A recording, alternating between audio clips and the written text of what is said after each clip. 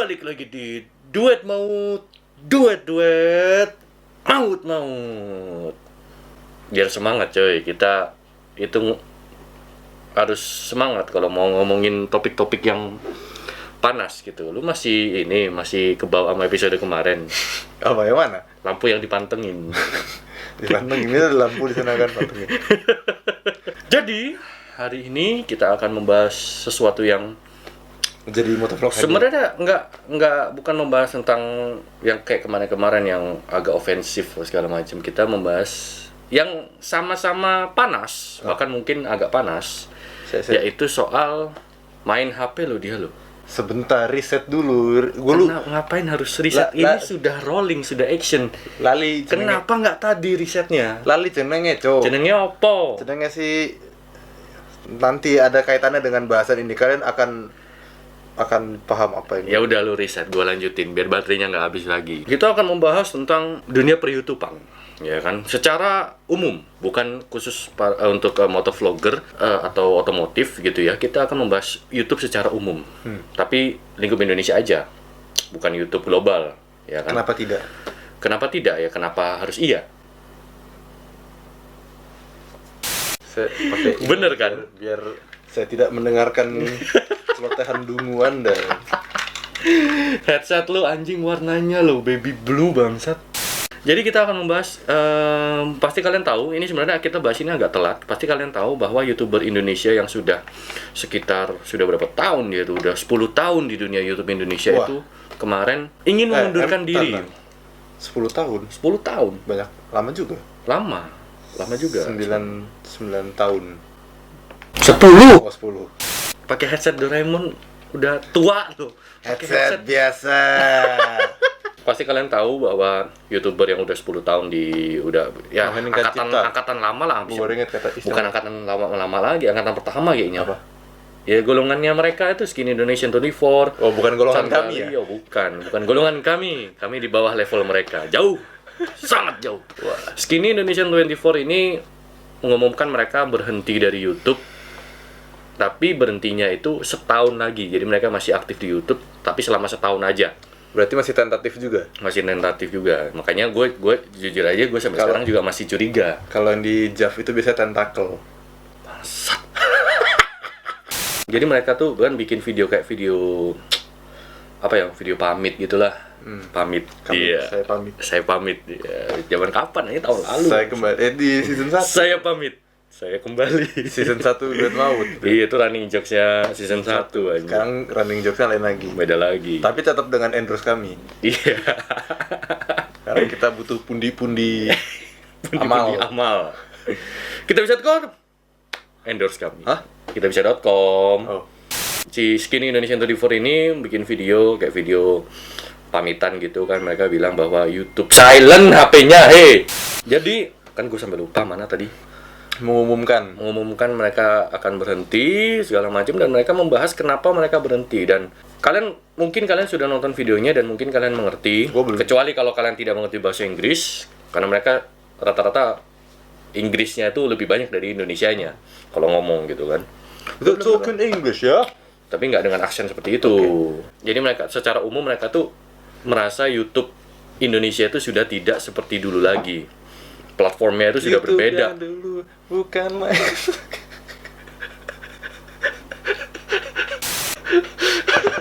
Semoga gue tua gak kayak gini anjing. Jadi begitu loh, mereka menganggap platform YouTube Indonesia itu sudah tidak seasik dulu lagi. YouTube was cool, mereka bilang gitu. But now it's just business.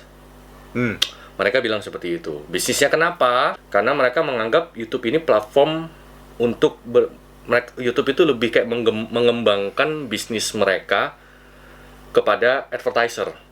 Timbang tuh bahasa Jawa, daripada timbang anakku kambang. Kok gua lanjutin anjing. Jadi ya kurang lebih mereka tuh YouTube itu mereka anggap kayak lebih mengembangkan bisnis mereka terhadap advertiser yang selama ini berlangganan ke YouTube, menaruh advertising ke YouTube gitu loh. Itu setelah Apocalypse 1 dan 2 ya? Iya. Susan Wojcicki. Namanya susah, Cuk. Nama Eropa Utara ini. Saya tak cari. Dia riset lagi. Riset lali cuk. Angel. Loh, kayak yang muncul kok katalog spare part. Maka Susan Wojcicki. Wojciechowski. Wojcicki nggak susah, anjir. Nih bacanya gimana nih? Wojcicki. Wojcicki. Susan Wojcicki. Perbaiki. Lalu endorse kami. Yang ada video ini di take down sama YouTube, anjir. Gara-gara kita nggak bisa ngeja namanya, di take down ntar. Hati lu, AI YouTube endorse kami. Balik lagi ke topik. Jadi karena YouTube ingin mengembangkan bisnis mereka dengan para advertiser, karena apokalips kedua ya. Ya setelah kasus itu, mereka ingin bahwa video-video di dalam YouTube itu ya kayak tadi gue bilang advertising friendly gitu loh, video-video yang aman gitu kan. Mereka ingin mengembangkan hubungan mereka dengan para advertiser lagi setelah Apocalypse 2. Makanya mereka ingin semenjak itu pokoknya YouTube itu merubah sistem algoritma mereka sendiri gitu loh. Algoritma ini yang berubah ini itu yang tidak berpihak lagi kepada content creator yang istilahnya masih berkembang gitu loh. Contohnya seperti kayak gua, kayak dia, atau mungkin teman-teman yang lain. Emang makanya saya berkembang? Kenapa? Emang saya Anda mandek sih sebenarnya. Ya. Ini yang meme itu. It is evolving just backwards. Just backwards. ya kurang lebih kan begitu kan. Kalau Anda tidak saya ini ntar bete lagi. Apa? AdSense-nya dibagi bangsat. Ngeplak video sendiri nggak boleh bangsat. Dia bisa-bisanya ini loh mengkomplain algoritma YouTube, tapi kontennya sendiri loh, nggak boleh loh ngeplak video sendiri loh. AdSense nggak dibagi bangsat emang ini. Anak indie, dia ini kapitalis, serang dia. Ya balik lagi ke topik lah. Yeah. Jadi makanya banyak diantara viewers gua, ada beberapa yang notice viewers di channel ini itu turun, tidak seperti zaman dulu. Gitu, kalau misalnya zaman dulu tuh kan Zaman dulunya itu kapan? enak. Zaman sebelum Apocalypse 2 lah, berasa banget.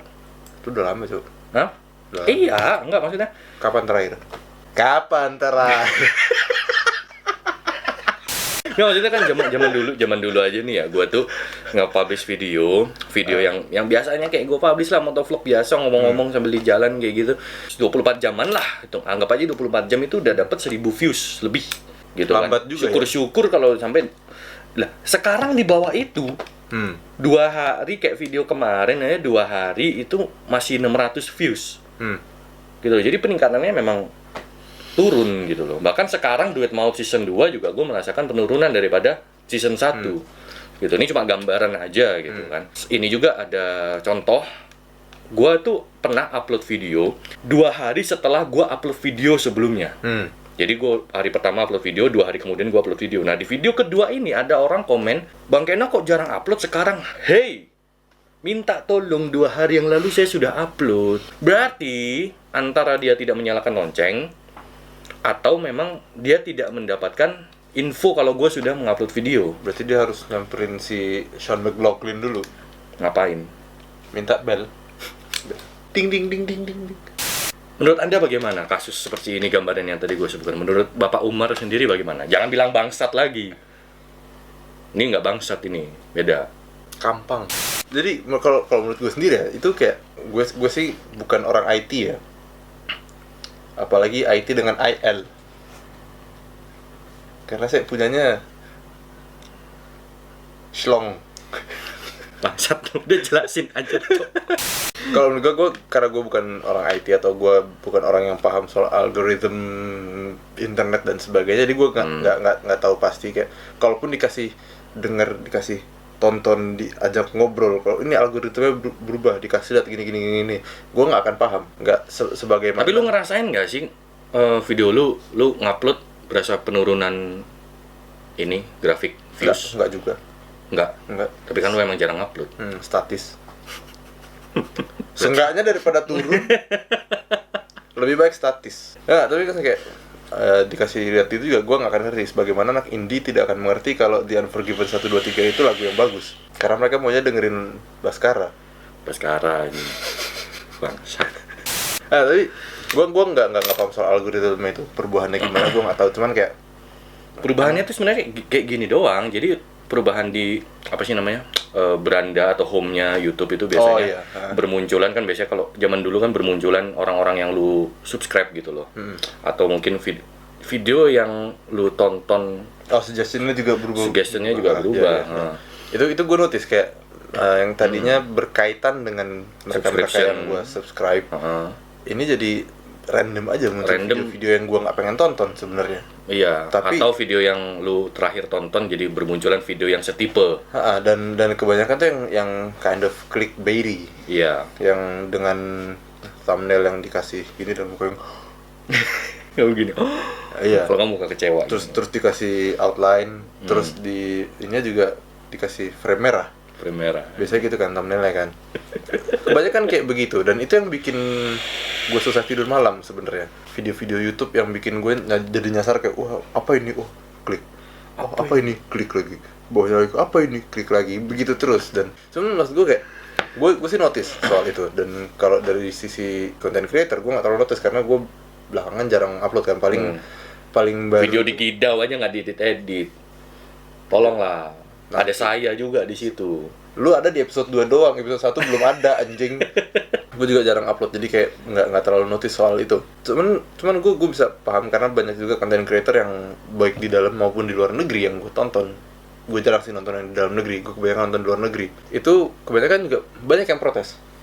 Itu kan bukan protes sih, mengeluh tentang algoritma yang berubah dan sebagainya, dan apocalypse bla bla bla bla bla. Dan kayak salah satu yang sangat gue sayangkan adalah kalau kalian suka dengan channel-channel yang build mobil atau motor, ada namanya dulu Roadkill yang memutuskan untuk tidak lanjut di YouTube lagi dan pindah ke websitenya mereka. Itu agak disayangkan karena subscription-nya bayar. Terus juga banyak hal semacam kayak gitu yang berhenti kayak I quit bla bla bla bla bla.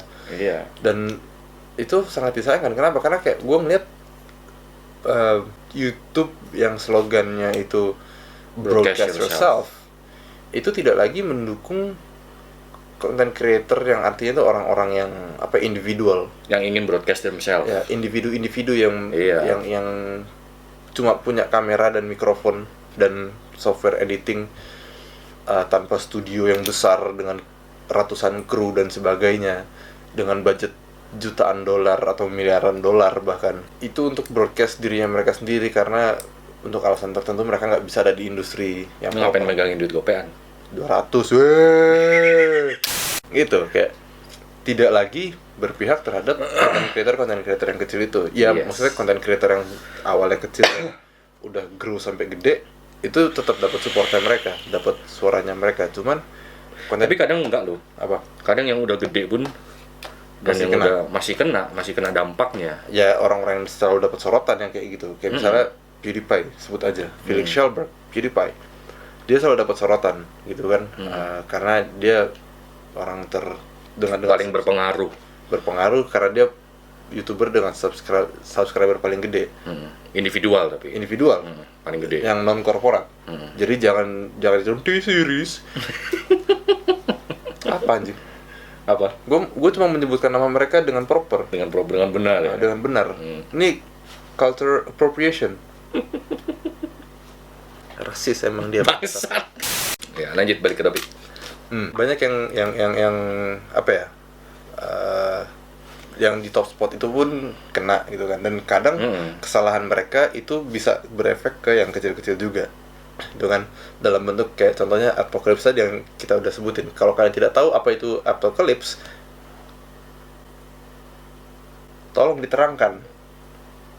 Ya kenapa gua anjing? Apocalypse itu apaan anjing bahasa Indonesianya? Apocalypse apa ya? Apocalypse itu adalah kondisi ketika Bahasa Indonesianya enggak, kosakatanya. apocalypse Apa ya? Apocalypse itu kiamat, Tapi enggak kiamat yang kayak bencana besar. bencana besar. Ya udah lanjut. Dan apocalypse itu adalah bencana iklan, kasarnya gitu, bencana iklan untuk content creator. Ketika content creator tuh nggak dapat iklan, atau nggak bisa monetize videonya atau tidak ada advertiser sama sekali, pengiklan di YouTube karena kontroversi yang berada di YouTube itu. Dan makanya kalau kalian sadar di tahun 2018 YouTube Rewind itu mereka bikin itu yang major flop tuh. Yang YouTube Rewind paling dikritisi, paling video terbanyak dislike-nya di YouTube. ngalahin babynya Babynya di Justin Bieber. Ya. Dan It's rewind time. ya it's rewind time. Marques Brownlee. Dia nyebutnya Mark S bukan Marquez. Mark S. Si videonya bingung kan, kayak, siapa Mark S Brownlee? Dicari Mark S Brownlee. Itu Marques Brownlee. Oh, Marques Brownlee. Will Smith. Marquez-nya juga kayak males gitu. This is what you want. Males gitu aja. Iya. Enggak, masalah gini, dia harus ada di dalam bus yang sama dengan ninja. Siapa yang tidak malas? Siapa yang mau gitu satu bersama Smurf? Terus lanjut. Kenapa tuh YouTube Rewind 2018? YouTube zaman 2018 itu kan yang paling banyak dikritisi, gitu kan, dengan jumlahnya dislike dan komen-komen yang cuman kayak di situ kan kelihatan kalau YouTube itu mencoba untuk narik advertiser dengan video-video, dengan klip-klip YouTube Rewind itu yang tidak ada kaitannya dengan Rewind sama sekali. Dan YouTube. Iya, biasanya kan Rewind itu kan recap selama 1 tahun apa aja yang kejadian, hal-hal besar gitu kan. Nah, ini enggak. Ini mereka kayak malah ngiklanin siapa-siapa aja gitu kan, yang PC, politically correct, orang-orang yang apa ya, aman itu secara iklan, secara bukan personality ya, cuman bisa dijual deh gitu kan. Iya. Mereka menjual orang-orang itu, mereka menjual content creator itu, dan bahkan yang tidak ada kaitannya sama sekali, kayak host late night show, yang ya acara-acara late night show itu kan yang scene-nya cuma joget-joget doang.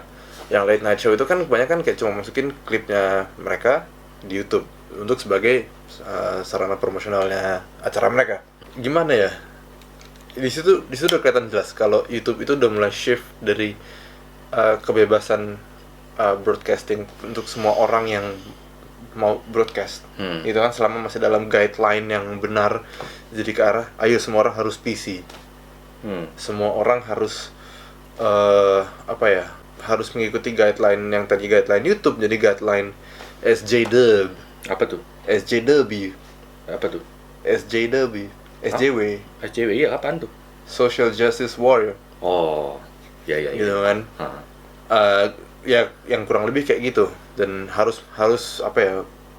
punya point of view yang sama, harus guideline-nya harus kayak gitu berdasarkan batasan-batasannya mereka. Dan itu menurut gue tidak membantu content creator yang kecil atau berkembang atau yang bahkan udah besar dan tapi sudah tidak menjual buat YouTube. YouTube anggap sudah tidak menjual karena alasan tidak PC, tidak aman untuk advertiser dan sebagainya. Dan menurut gue itu tidak aman untuk advertiser atau tidak layak jual untuk dipasang advertiser gitu. Kayak sering dapat dolar kuning atau bahkan algoritma yang nutupin dia nggak akan muncul di suggestion, dia nggak akan apa segala macam. Dan itu kayak ya kadang lu bisa kayak banding gitu kan, ketika lu ini video gua aman loh, banding gitu kan. Cuman kadang by the time videonya itu aman gitu kan, lu dapat dolar hijau, damage has been done. Video lu udah kadung nggak dapat peak revenue-nya yang bisa di awal-awal publish, dan lu juga udah kadung nggak ada di suggestion, dan orang nggak akan ada yang notice. Sudah tidak berpihak suggestion-nya. Iya, dan harus ada yang diperbaiki sih di situ. Susan, fix the damn thing. Yes. And give us more AdSense. Yes. Send us more. Yes. I'm not taking that 15%. Yes.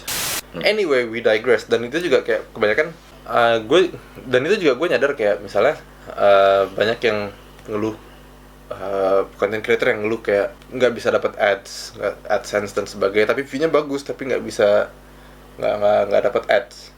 Jadi mereka nggak dapat pendapatan dari situ. Akhirnya semakin banyak yang ngeluarin merch. Iya. Gitu kan, mereka support dirinya sendiri, mereka keep the lights on, keep the food on the table, dengan jualan merch. Atau mereka bikin bisnis yang tidak ada kaitannya dengan ke-influence-nya mereka, tapi mereka akhirnya jadi yang tidak pernah mempromosikan bisnis mereka jadi ikut mempromosikan. Seperti Gitu. Top of the Morning miliknya Sean McLaughlin, Jacksepticeye, dia jualan kopi cok sekarang. Dan di ini kan di up juga kan di YouTube-nya, saya jualan kopi gitu. Iya, wah gue nggak tahu nih kalau ada anak India yang nonton itu, hah dia jualan kopi. Coba.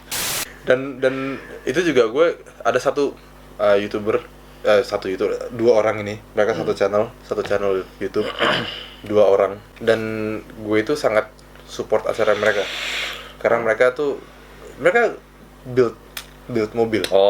Dan mereka itu nggak kayak builder yang lain yang kayak kita beli Ferrari bekas crash, kita beli Lamborghini salvage, kita beli apa.